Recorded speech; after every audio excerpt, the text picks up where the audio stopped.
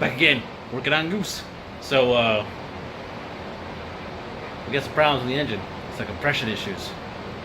I got about 90 psi on all of my cylinders except for number 3, and it's at 120 psi. So, we gotta check it out. Find the problem. It's Jason with JWClassicVW. More to come.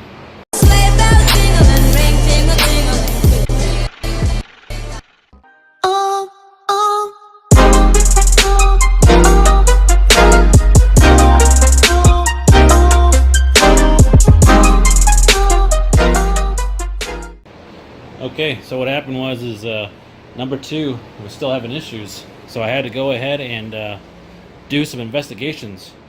I got this really good compression tester for testing my cylinders at Harbor Freight for like I think it's $29, close to that, and it comes with multiple sizes, so you can check your cylinders out. Great little tool, and I picked up. Thanks for the advice, guys. A torque wrench. This was like 30 bucks too, or maybe it was less, maybe 20 bucks from Harbor Freight. And yeah, little 3/8 torque wrench that can do. It does. Let's see. It goes up to 80 foot-pounds.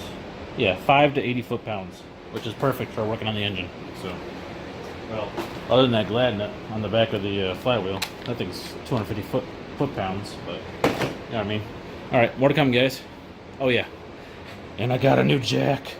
This thing is awesome. It was a little more expensive, though. Definitely pricey. But, you know, if you got a low riding car, like my buck sits pretty low, this is the way to go. The thing is great.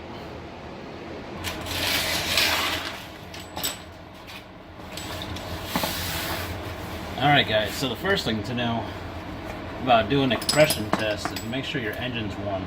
Alright? Now I've got my car jacked up in the air and it's on jack stand, so always be safe.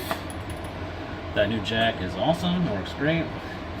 Now I'm going to check the torque on the heads, which honestly I'll probably end up having to tear the engine apart again, and I'm going to do a cylinder change at that time too. I'll probably go to a 1641, and that's no machining required for that bigger engine combination, but I'm going to go to a 1641. I'm gonna order those. I was looking on JBugs last night, and it was about 180 bucks, somewhere close to there, for a set of new jugs. So I put this over the J-tube. Keep for oil getting in there. Or try to keep some of the oil off the J-tube.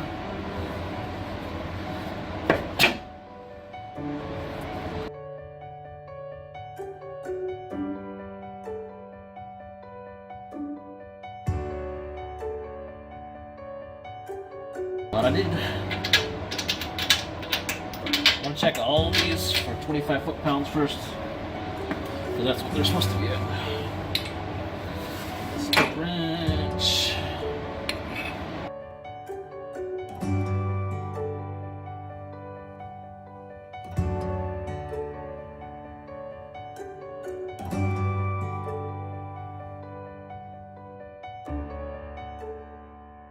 Okay.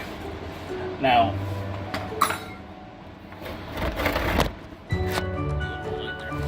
like I was saying, the springs were getting overworked, or what looked like to me having maybe close to a little bit of binding, which would tell you that you have a big cam.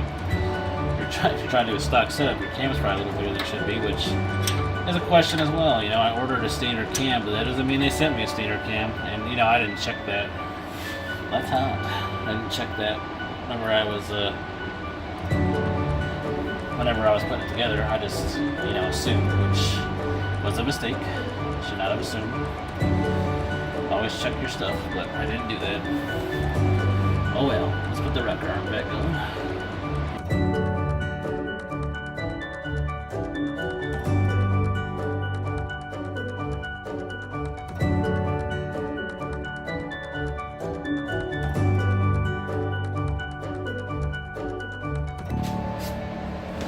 Okay, we are on the 3 and 4 side now. Number 3, number 4. This is actually my side that had decent pressure on it. It wasn't totally crazy. And when I took this apart yesterday, it was also my side that had more oil coming up out of it.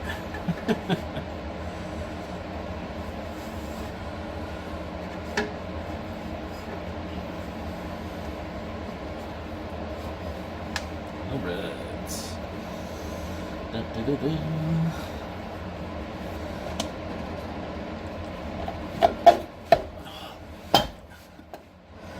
That valve cover is tight.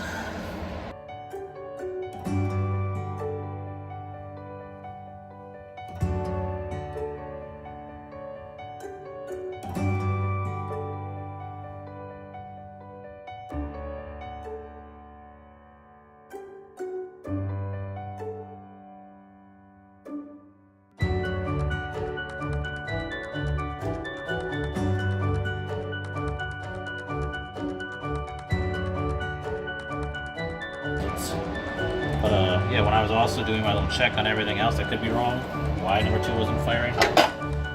Oh, I discovered that my gap of my points was off, which, you know, you're supposed to adjust that, but I hadn't ran the engine very much, so I didn't think that would be up, but it's supposed to be at 16 thousandths, and it was like at 0. Get in there. There we go. Alright. Whoa, that's gonna burn off.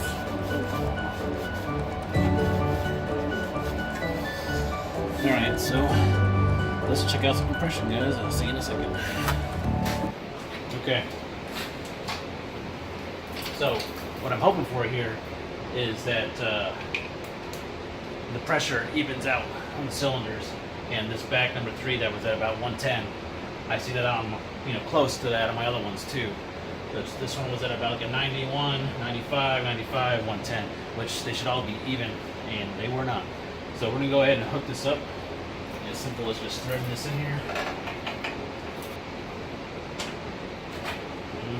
Yeah, now that I said it was simple.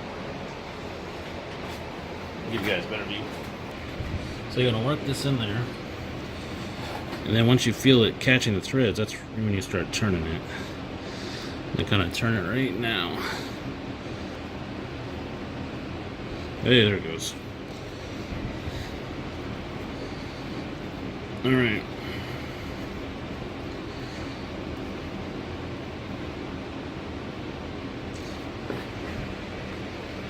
Go ahead and hook up your compression tool. It's got a nice little quick release valve on it too. Pretty nice. Not bad at all.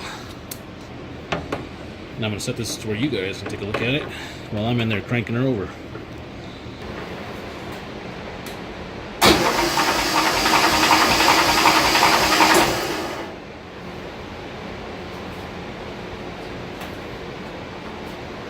What do we got? Yeah, see, still 90-ish, so that didn't work. I'm gonna put it back together and start her up, but it's looking like we're gonna be taking the engine out again. Bummer, dude. But oh well, I love working on my car. Alright, I got everything hooked up again. And here's that compression test tool again. It's from Harbor Freight. Worked great, not too expensive. And alright guys, let's fire her up and see if she sounds any different real quick, because I'm curious.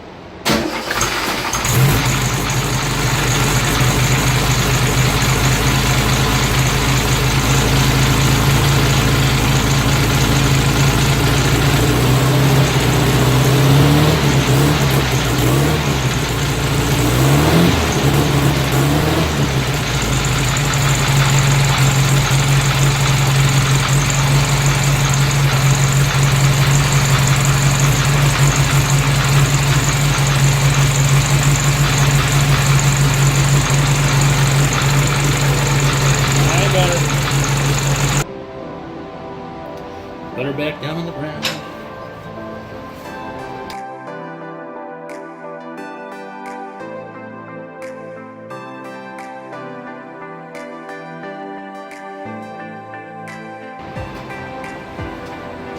Alright, till next time, guys. It's Jason with a JWClassicVW. Like, share, subscribe. More to come. I guess we'll be doing another engine rebuild. Alright, 1641! Good night, guys. And oh yeah, Merry Christmas.